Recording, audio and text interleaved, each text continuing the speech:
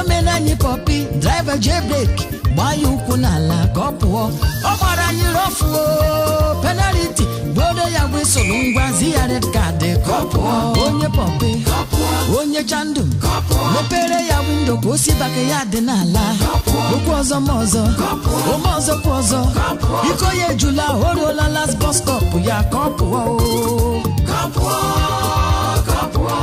thank you very much man bye bye ka ọ pụọ buru akpa gị jide akara jide ego ka ọ pụọ thank you very much man bye bye ka ọ pụọ buru akpa gị jide akara jide ego ka ọ pụọ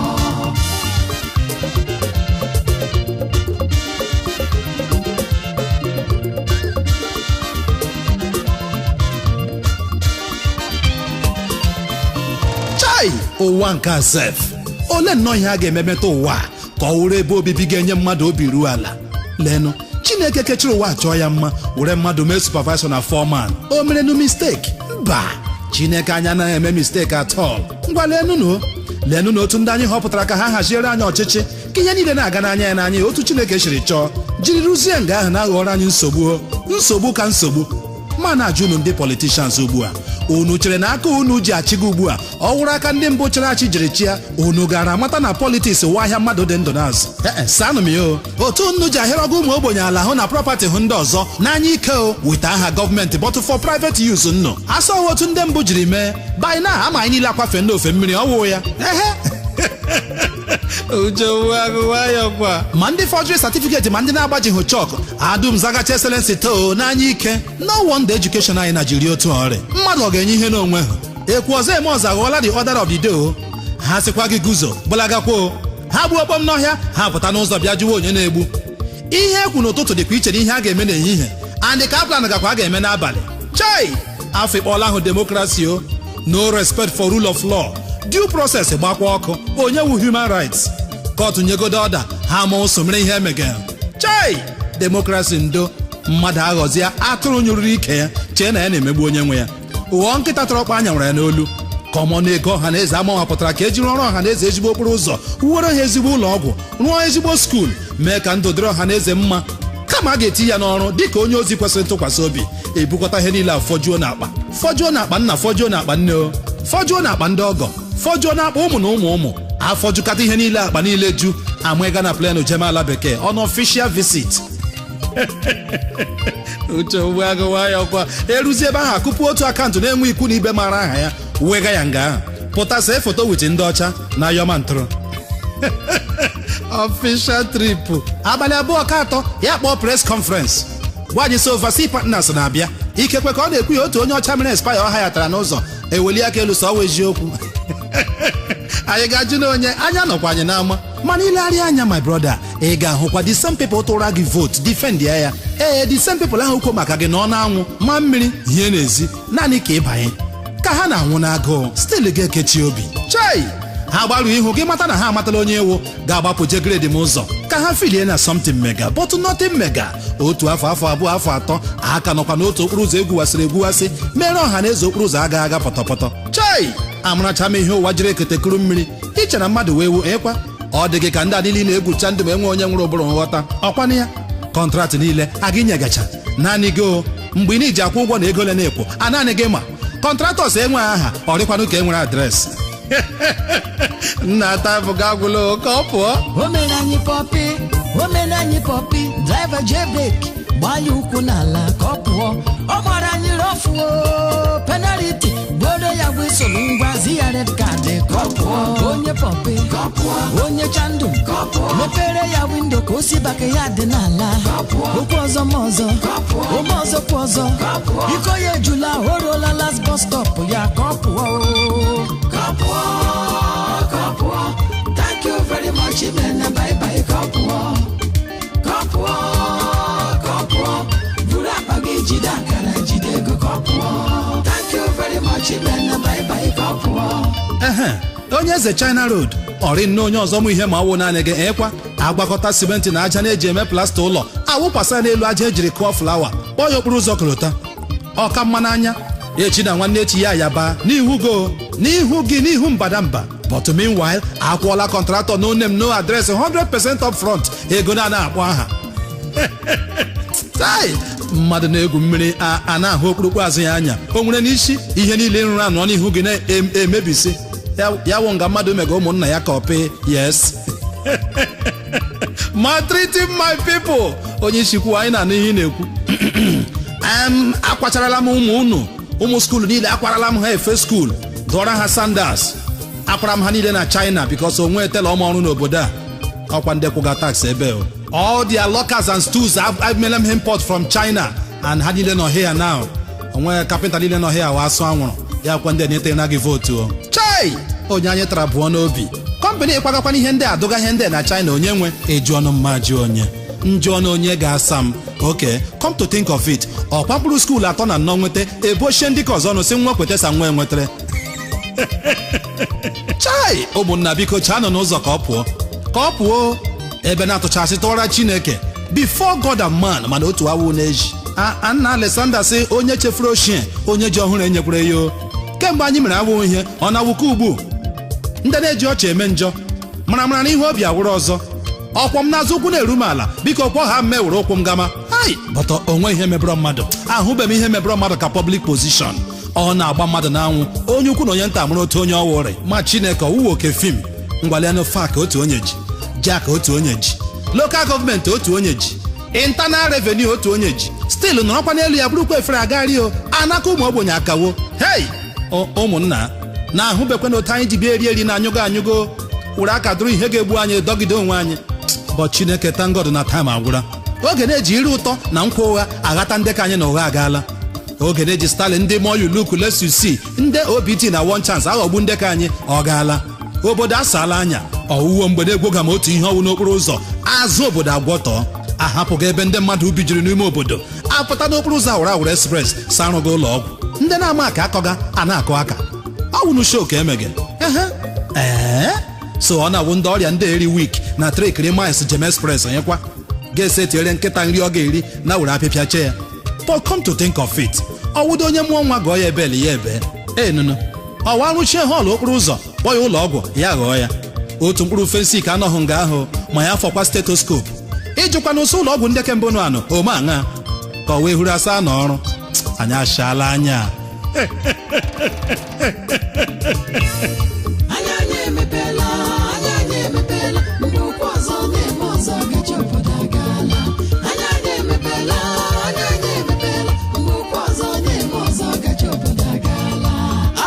Democracy isi abokwu familiocracy ya na-achị obodo government of the people by the family for the family ya na-eme ya ka anyị na-afụ papa nọ na gọọmenti mama nọ na gọọmenti ada nọ na gọọmenti ọkpara nọ na gọọmenti ndị ọgọ nọ na gọọmenti nkịta gọvanọ nọ na gọọmenti papa nọ na gọọmenti mama nọ na gọọmenti ada nọ na gọọmenti ọkpara nọ na gọọmenti ndị ọgọ nọ na gọọmenti nkịta gọvanọ nọ na gọọmenti.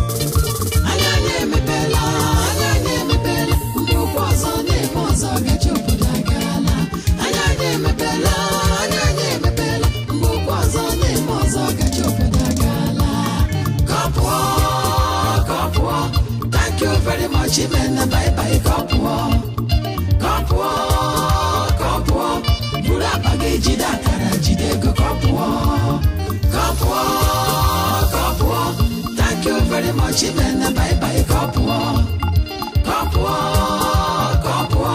Bura bageji da kara jidego Kopua. Thank you very much, man. Bye bye, Kopua. Biko drive obiọma ịgbalị ya n'o akwọwụrụ anyị hapụ anyị ka anyị chọrọ onye ọzọ ma wede anyị were aka ji nyama onwe anyị sef ka anyị letukwanụ ka ị nyere anya a sịbekwa ka ịwụ nnọọ nyakara ibe n'ụwa niile biko ka ọ pụọ biko mepere na ụzọ ka ọ pụọ kama nri ju afọ dashi ụzọ hapụnụ m agbara ọnụ agụụ anaghị egbu mmadụ ke m sọ ọnwụ bịa gburu m ọ na wụka immediately ọkwọ m n'azụ ụkwụ na-eru m ala biko kwọ ha moo akpa ekwuole m ya mbụ ọchịchị wuru ụdike ọkara anyị mma na ejiri ekpọtọ nke uche ebi sụgharịa ya uwe bi ya oche ya chịm anyị at least ọ ga-echetarịrị otu ụwa dịrị ya na mbụ and no how ọ ga-aṅarịrị ndị ahụ tiri ya nga ahụ ntị eze onye agwụla m biko arịọ m gị ka ọ pụọ taịm ga agwụla akpa chansị anyị ejila o maka ụdị mmadụ gị ọchịchị Naijiria wụ ọhakarasị ọwụ ọgakrasị ma ọ bụ familiokrasị biko ka ọ pụọ nụ bikos ọ dịkwa redi ịgbanwe ka ọ pụọ ka ọnọdụ ba ndị ghọtara ihe abịara bịa ime ọchịchị awụghị ọchịchọ otu onye na-ebịara bịa gbaga nwa gị titi ga-ewere mma chụọ ya lachaa bịaghachi wit shinap sa ya bịara bịa ime ihe isi ya ekwekwere werekwe mma chụma ya ọkwa ihe mbụ ha ọ bịakwara ka ọ bịaghachikwere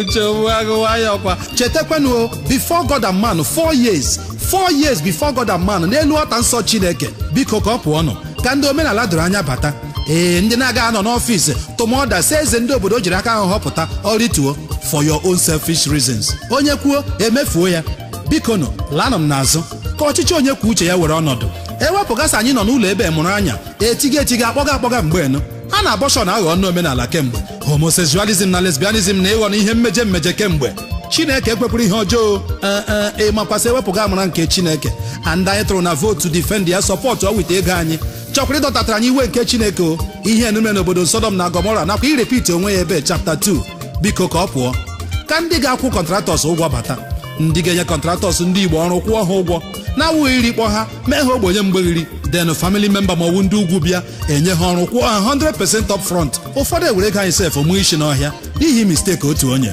ụmụ ogbenye na-ebe akwa nri common 3 square meal na-ara ahụ n'ime ikiti ime ezinụlọ ewere ọnụ ụtọ gbagide anyị oke amụsụ na-ata anyị na-afụ anyị ohi bọtụ ndị na-ebuba bilion na-ebuba chai ụmụnna ana ahụ nna si ikirike onye oshi mmụọ gọọmenti prọpati niile irire akpọ ya privatize ọ bụkwana ihe ọwụ ma ichekie ya after all ego niile na-ereta na ya ọ bụ na private akaụntụ mmadụ ka ọ laga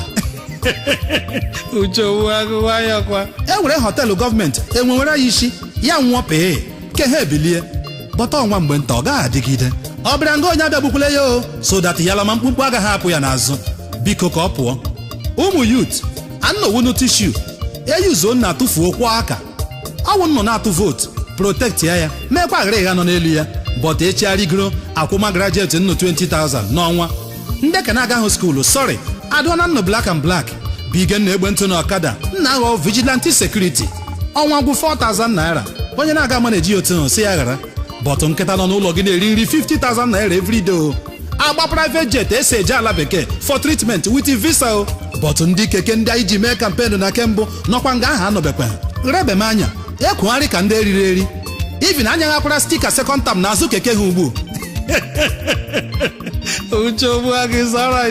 onye nyere 2,000 naira ya rachi ya mana rice ma ego ya ebulie chefuo na ihe ọbụla anyị na-emete taa na ọwa ụmụ anyị ga-akwụ ụgwọ ya echi chefuo na ọwa ụmụ na ụmụ anyị ka a na-ejikọrọ ụgwọ ndị a niile ma Chineke ọ na-agbagwojukwa m anya ọ na-agbagwoju m anya nke wụ eziokwu ebe ụmụ mmadụ na-adọma ego niile ndị na-ebukọ ebe na odola anya na ATM anọghị n'eluigwe ka o ji anọ n'ọkụ ala mmụọ nwogbuagụ ndome 20,000 naira na bankị ma ọ wụ n'ụlọ otu ụra peni aga m n'anya dagacha abụọ bọta ụmụ mmadụ ga-adọma bilion site na-amịkwa ka na pọs ụmụ ogbenye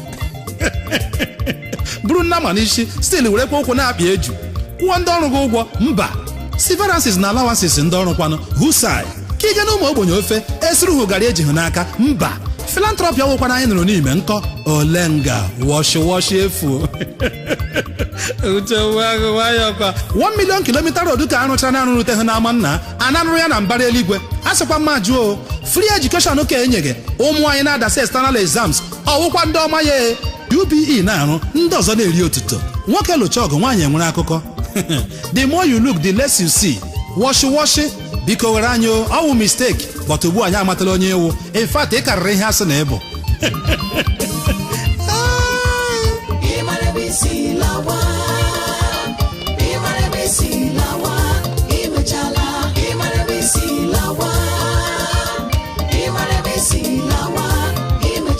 iburu onye Awụsa lawa ugwu Awụsa lawa Ijebu iburu onye Yoruba iburu nwafọ Igbo weta evidensi ịmara ebe isi lawa ịrụchala iburu onye Awụsa lawa ugwu Awụsa lawa Ijebu iburu onye Yoruba iburu nwafọ Igbo weta evidensi ịmara ebe isi lawa ịrụchala ịmara ebe isi lawa ịmara ebe isi lawa ịmechala ịmara ebe isi lawa ịmara ebe isi lawa ịmechala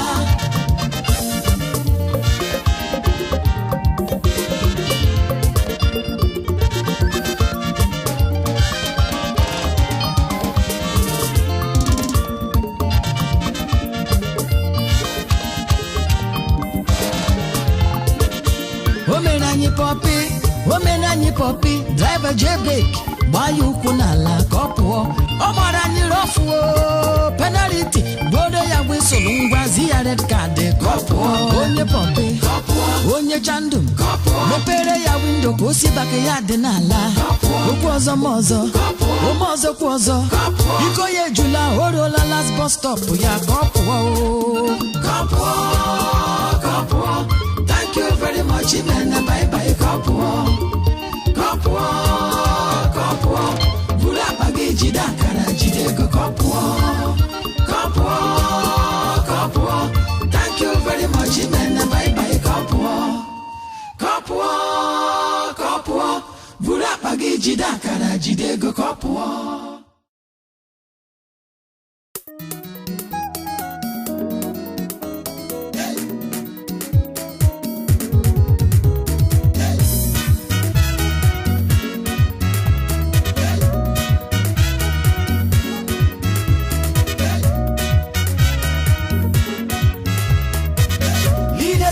Tomorrow, the youths are the leaders of next tomorrow. The people were rule yesterday, now them they rule today. The people were rule yesterday, they won't rule tomorrow. Next tomorrow, the youths now next tomorrow. Leaders of next tomorrow, the youths are the leaders of next tomorrow. The people were rule yesterday, now them they rule today. Yesterday, they won't rule tomorrow. Next tomorrow, the youths now next tomorrow. Chai, do you know why I'm laughing?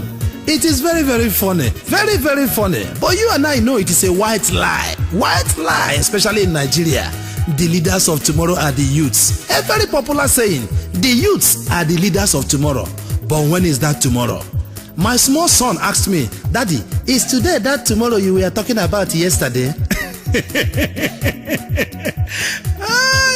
Tomorrow seems so close, yet so far and never comes to an end. Tomorrow creeps like snail to the end of the year until the young grows old and dies. The politicians blow it like a trumpet that the youths are the leaders of tomorrow. For where? For mouth. Because they will sit tight on that seat of leadership until their children outgrow their youth. Oh yes, because I came into this world and I saw them on that seat as leaders. Even while in primary school and even in my secondary school, they were still there as leaders. In my last year in the university, they were still there, crouching on their seats as leaders with their older colleagues following next to them. Where then is the tomorrow when the youth will be the future leader?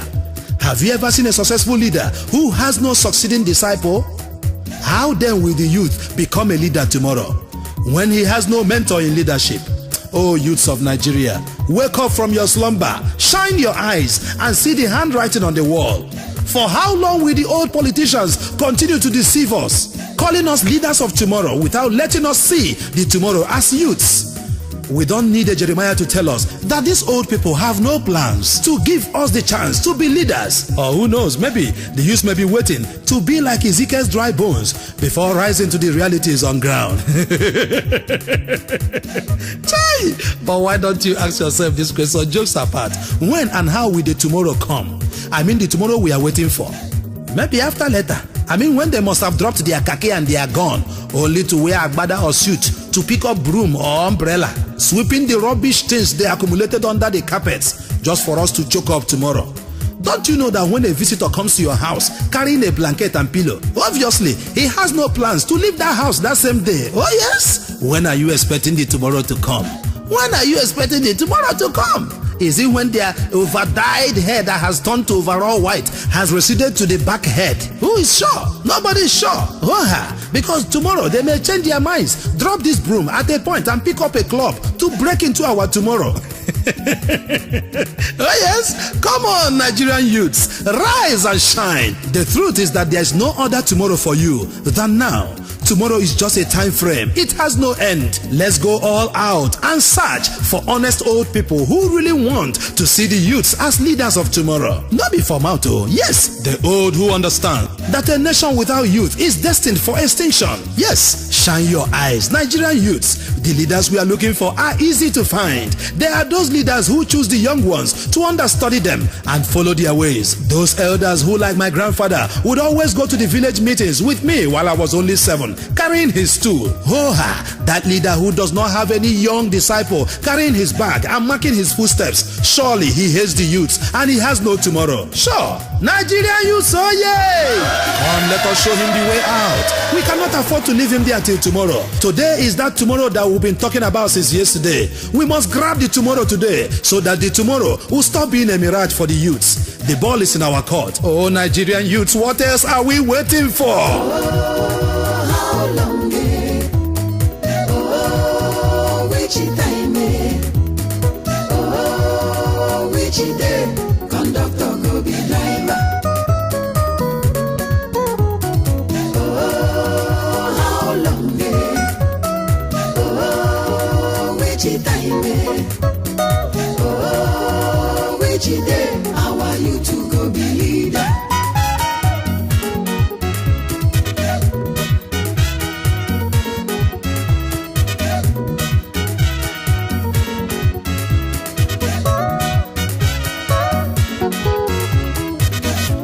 Tell me, how can Nigerian youths become leaders of tomorrow when even in the Nollywood, where actors and actresses are expected to earn a living with their God-given talent, they are instead fraudulently forced to pay the producer who is using their talents to make his profit? Oh my God. Whereas in other countries of the world, media houses pay royalties to music artists for using their works for broadcast, and television houses pay producers for using their movies and films for broadcast. But in Nigeria, the reverse is the case. The reverse is the case. That way they pay them. How can the struggling Nigerian youth survive this wicked world with his God-given talent or become a film producer tomorrow when he or she is so terribly exploited? Okay, have you ever stopped to ask yourself why the Nigerian male national football teams find it very difficult to have formidable teams during international competitions in spite of the large number of successful players we parade in Europe, Asia and America? But the question is, how can the talented player who cannot afford to buy the coach come to stardom or to international pitch when Papa Coach is not even ready to listen or to sign him because he cannot pay the demand? Where then lies the tomorrow of the talented Nigerian youths in the scheme of things? What a pity. What a sorry situation for Nigerian youths. Oh, where will your salvation come from, oh Nigerian youths? Of course, there's no tomorrow without today. Have you ever sat down to think of the today of the Nigerian youths? Where lies the hope of the Nigerian youth of today, whose life is beclouded with humiliation and suffering in every corner of the world? I was in Dubai and I visited the Dera market. It was a gory sight, seeing the Nigerian graduate youths in the most humiliating business of tying loads and goods for visiting buyers. Okay, just visit the Hebrew area of Johannesburg or some of the streets in Cape Town, South Africa. Nigerian youths are all over the places, roaming about the streets hopelessly in search of jobs that can never be found. And in order to survive, you see them indulging in stealing, pickpocketing and banditry all over the major cities of Europe and America. Just look around. You will see the battered Nigerian youths, the much trumpeted leaders of tomorrow, doing all sorts of menial and humiliating jobs. Mortuary cleaners, prostitutes, pornographic artists, just to make ends meet. A close contact with them simply reveals they are graduates who have spent years at home here in Nigeria but completely unemployed. Chai! Alright, listen to radio or read your newspapers. You will hear how our leaders of tomorrow, the youths, are being killed like rats in Malaysia, Indonesia, Morocco, and our neighbor countries here for treasonable and pardonable offenses. Oh, yes, treasonable and pardonable offenses, all because of frustration. Our leaders here do not even have plans for the so-called leaders of tomorrow. Many youths now resort to selling their kidneys and other vital organs of the body to overseas hospitals just to make ends meet. Chai! Are those the Nigerian youths who are the leaders of tomorrow? Tell me, if God were to open your spiritual eyes to see that the hundreds of carcasses rotting away in the Sahara Desert are no others than the Nigerian youths who in the bid to beat penury and shame resolved to hang in their faith in the balance and trekking across the dry desert in scorching heat just to find a job that can earn them a living outside this country, you will undoubtedly seek to shut every mouth that calls Nigerian youths the leaders of tomorrow. Okay, excuse me, what plans have the politicians and leaders of today for the welfare of the Nigerian youths, at least to nurture them to take up their position as the leaders of tomorrow? None at all. None! Except remembering them every 4 years, every 4 years during elections. Just to use them as thugs and hired assassins, ballot box snatchers, and campaign hoodlums. Then dump them immediately after the elections as highly disposable rubbish. Instead of planning the future for their leaders of tomorrow, the political leaders of yesterday still on seat today only plan how to remain on that seat until tomorrow.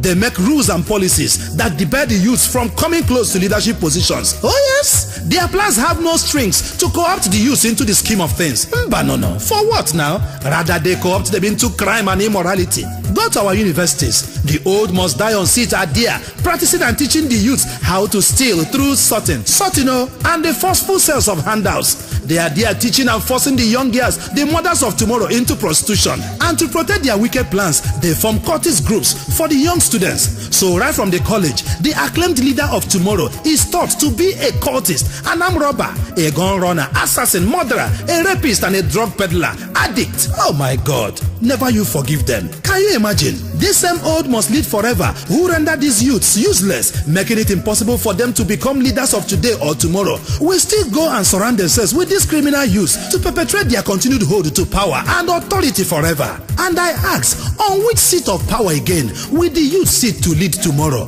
when on every power seat it is clearly written conspicuously, no vacancy here? Chai, where then will the youth sit to claim his leadership tomorrow? The youths are left with no alternative than to foment trouble and to cause restiveness in any available space. They do it and they are still doing it in the economy space. They will soon begin to do it in the political space. Nigerian youths are beginning to understand that unless a young man behaves like a madman, his parents will not marry for him. Oh yes, they are beginning to understand that the old have no plans to give them a fulfilled life as youths and a happy old age tomorrow. Their psyche is being steered towards a new direction to claim their leadership of tomorrow. They are now beginning to see that the only language that this old must die on power understands is the language of the old shall die for the young to grow. Oh yes. That language has one vocabulary, only one vocabulary: restiveness. And once Nigerian youth learn that vocabulary now, but God forbid, the language is bound to change. Revolution. Have you not seen it sweeping through the North Africa, from Algeria to Morocco, Tunisia to Egypt, and currently destroying Syria and Iraq? Hey, a stitch in time saves 9. How long more will these old people sit in power in Nigeria before the tomorrow of the Nigerian youths arrive? There is only one person with the answer.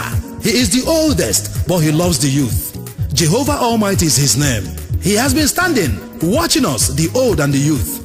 It is he who decides when the tomorrow of the youth will come. Oh yes! It is only God who knows the exact day and time, the month and the year it will come. But if you ask me, Uche Obuago, I think it will come whenever the Nigerian youths realize that it is them who actually put the old sit-tight politicians on that seat. And it is them who will remove them. Oh yes, it will come when the Nigerian youths realize that it is them who form the ladder for the old politicians to climb up, and it is them who will remove the ladder for them to fall down. Certainly, it will come when the youths realize that unity is strength, and that when fragile broomsticks are tied in a bundle, it becomes impossible for the strongest man on earth to break a single stick in that bundle.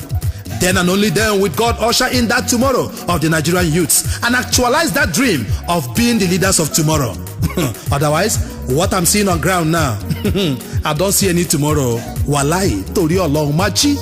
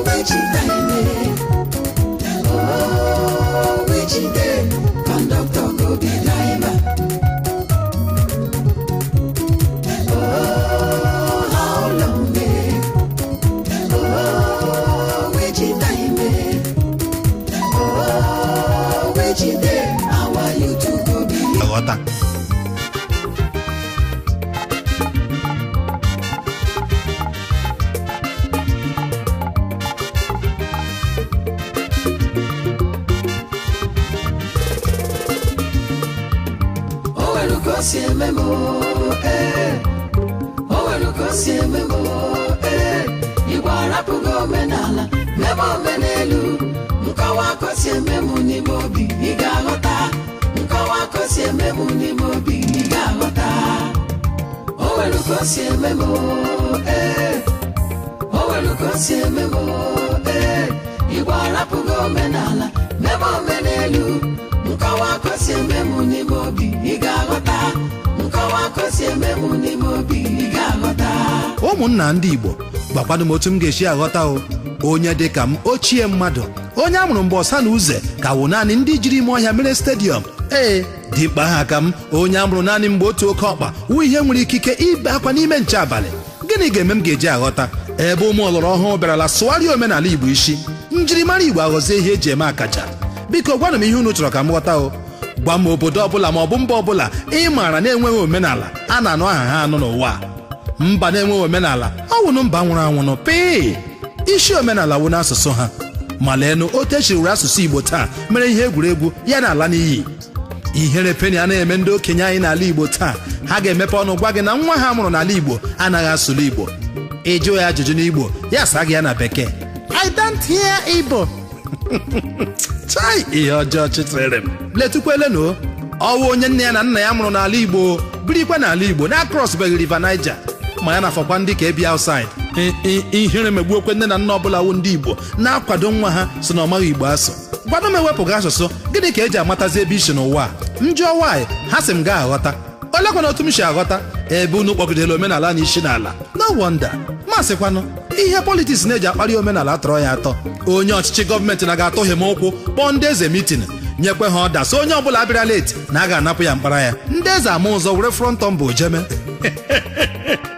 chai na leenụno gọvanọ anụwa aga n'obi eze ji anara ngọzi ọ na-awa onye eze ga na-aga na gọọmenti haus ji anara instrọkshọn chai ekwesịghị irugbu ụlọ onwe gị n'ala nnọọ onye eze ọdịnala amawoghị ugwu yo gịsị m nga aghọta gịnị ka ị chọrọ ka m ghọta na omenala asụgharịrị isi n'ala otu onye kwa mgbe niile onye ọbụla na-eti omenala nwụọ na omenala nwụọna gịnị mere ọ gaghị anwụ gwadịla m ebe eze ọdịnala nwa onye nyefere nchekwa omenala n'aka nwere ike yiri traza jin ga-akọpịrị rum n'otu họteelụ kpọrọ ụmụ agbọghọ isii ka asaa kpupu okpu eze dome n'akụkụ ụmụaka na-anarịrị ya aka n'ahụ na n'isi chai lekwe na onye eze eme n'onwe ya public assault yiri uwe ndị eze machi ya line paredi ka ụmụ skuulu egbupụrụ gọvanọ ọmụ echi ọ batara chai nwe trata mapụrụ na-anara salut nwayọ ga-asị gị na ịda na echi ndị eze ndị Igbo onye mere unu ihe ọ ga-adịrị ya na mma mana ụwa ama n'igwe ma ọ wụ na Chineke ga-eme ebere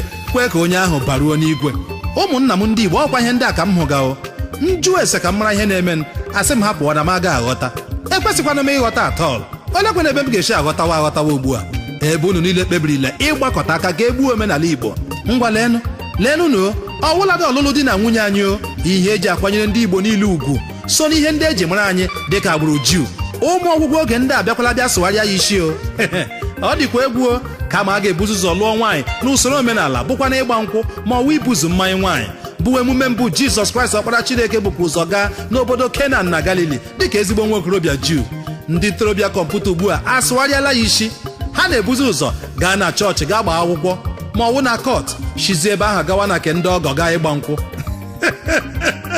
chai uche agụwayọkwa ndị ka ọ takwana n'isi ha lụọ onwe ha na Facebook chat ya na Facebook mee marriage na Facebook before na ahụ m onwe ha anya chai ihe warụ ezigbo arụ kara aka mere ndị Igbo na-eji atụ ilu na ọwa arụ na mmadụ ga-ebu ụzọ gbachaa ike tupu bịa gawa mposi and watch ụdị marriage ndị ahụ ọ ga-agbagwoju gị anya echi na alụmdi na nwunye ndị ejiri otu a sụgharịa omenala anyị isi lụọ ma nwaanyị ahụ ewere ha ọtọriti dịka di onye isi ezinụlọ marriage ahụ agbasala kpamkpam unu na-ajụkwa onwe unu ajụjụ ndị Igbo nwe m o nweela ebe Chineke kere anyị na oyiyi ya jụkọtara ihe mechaa like nwa ya mbanụ nke anyị bidoro lesụgharịwa omenala isi agba nkịtị n'ala Igbo a oge na-abịa mgbe anyị ga-akpawa agwa ka ndị India ebe nwaanyị na-akwụ ụgwọ isi nwoke ma na-alụ ya yes anyị gba ndị ntorobịa anyị ya nkịtị otu ọ dị hụ taa otu ụbọchị ụmụ agbọghọ ga-ebido buwe mmanya gawa ajụjụ n'ụlọ nwoke ịsaịkụrụ n'aka ị ga-aghọta o mechaala mefere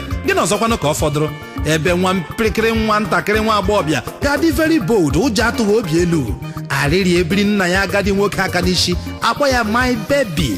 Ọbasi bi n'elu mekwere m ekpere, Chineke biko ekwekwele ngwere gbaa ji nga m nọ ndụ. Chineke biko bịa kwoo, ọbasi bi n'elu biko bịa nye aka, bịa nyere anyị aka kụjuoro anyị ụmụ okorobịa ndị ọlọrọ ọhụrụ ugbu a. Mgbe njimara na egwu abụghịla na nchakasị anya, ọkwa mgbe ha lere omenala ọgbụgba ndụ ndị Juu nke anyị na Chineke gbara, ụkwa na ibi nwa nwoke ọbụla a mụrụ ugwu n'abalị 3 a mụrụ ya, chọọ ịsụgharị ya isi o, mezie ya abalị 4, njinji ejienu, ụmụaka nwụsị ya ka ọkụkọ.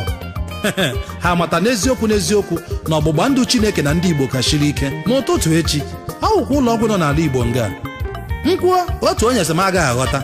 Of course agaghị m aghọta, ekwesịkwana m ịghọta. Kedu ebe m ga-ebido aghọtawa? Ụna agwa ụmụaka anyị unu mebisirila agwọtọsị ya, kpọ ya civilization, mmepe anya. Mgbe anyị wụrụ ụmụaka, ọ na-awa anyị hụ ndị okenye, anyị ekwere ha ekele n'ezi nsọpụrụ. Ma ọ bụ na Bekee ma ọ bụ n'Igbo, nwatakịrị hụ ha na onye okenye, ọ ga-apịa onwe ya ka akwa. Gbatụle n'ihe mege taa, nwatakịrị buru ha na okenye ụzọ bịa mmemme nọrọ n'oche, ha sị bekwa oche ejula ebe niile, ọ ga-ebili. Ị na-akọwara ya na onye ewe okenye na ọkwanyere ya ugwu, ya sị doesn't matter. Civilization. Abịanụ na ka ekele usai ya mere ga-ebere eme ya mepụta aka na okenye mụrụ ya mụ n'aka. So what's up guy? Okenye na-asa ya fine sa. Ọ gafee gị tụgharịa anya lee ya, ọ gbụdara n'ịka ya agbụda, yie onye ara branchi, kpọ ya sagen. Civilization, ị gaghị aghọta. Uche ogbu agụwa ya ọkwa. Unu gbara nkịtị omenala n'ala, unu agbala nkịtị asụsụ Igbo na-anwụ, asụsụ mba, ihe ji mara obodo, omenala, ihe ji mara Igbo. Unu gbara nkịtị omenala n'ala, unu agbala nkịtị asụsụ Igbo na-anwụ, asụsụ mba, ihe ji mara obodo, omenala, ihe ji mara Igbo. O nwere ka o si eme m, o nwere ka o si eme m, Igbo arapụghị omenala mebe omenelu. Nkọwa ka o si eme m n'ime obi, ị ga-aghọta. Nkọwa ka o si eme m n'ime obi, ị ga-aghọta. O nwere ka o si eme m, o nwere ka o si eme m, Igbo arapụghị omenala mebe omenelu. Nkọwa ka o si eme m n'ime obi, ị ga-aghọta. Nkọwa ka o si eme m n'ime obi, ị ga-aghọta. Igbo mụrụ nze m ọzọ, unu ahụlanụ na ekele aghọọla mmasị. Ọwụkwaghị ugwu na omenala Igbo, ma gaa n'ala Awụsa, gaa n'ala Yoruba, nsọpụrụ na omenala ha anaghị anwụ anwụ. Otu ọ masịrị nwaanyị ma ọwụ nwata gụọ akwụkwọ, ọhụ hala onye tọrọ ya, ọ ga-amakpụrụ kelee. Gịnị ọzọ ka ị chọkwana ka nghọta na omenala Igbo na-abụghị n'ala arụọla? Agaghị m aghọta o ihe kpatara ma ndị ọchịchị ma ndị a na-achị achị ji gba nkịtị ka omenala Igbo anyị si otu a nwụọ pee. Agaghị m aghọta ihe ndị eze ọdịnala ga-eji si otu a ree ugwu ha na nsọpụrụ ha, wụrụzie ihe ụmụ okooko ndị ọchịchị ọgwụgwụ oge ndị a n'ugbu a ga-eji agbarazi bọọlụ. Onye kwere otu ichiche m ga-eji aghọta ihe kpatara ndị nọ n'ọchịchị ugbu a ji ree ihere, ree ugwu, bụkwanụ njirimara ndị Igbo, ezi aha ka ego. Ma taa ndị ọchịchị agbakọtala eziokwu na ezi omume azụ, werezi ego nke ụwa mere echi. Gịnị ọzọkwana ka ị chọrọ ka nghọta ebe unu sụgharịrịla omenala anyị isi?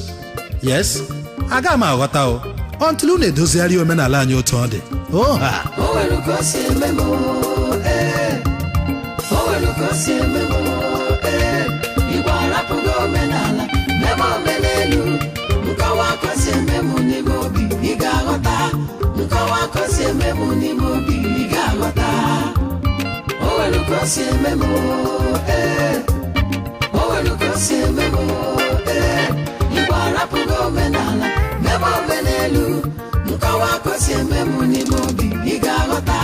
Nkọwa ka o si eme m n'ime obi, ị ga-aghọta. O nwere ka o si eme m, o nwere ka o si eme m, Igbo arapụghị omenala mebe omenelu. Nkọwa ka o si eme m n'ime obi, ị ga-aghọta. Nkọwa ka o si eme m n'ime obi, ị ga-aghọta. O nwere ka o si eme m, o nwere ka o si eme m.